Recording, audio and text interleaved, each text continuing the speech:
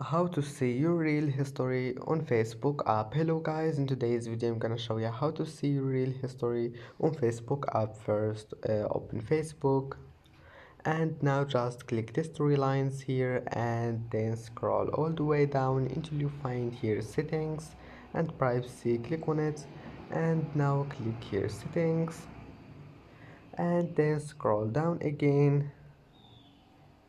Scroll until you find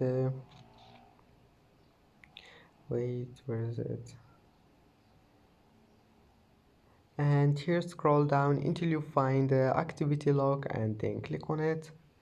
And now scroll down again and scroll down until you find groups, communities, events and reels. Click on it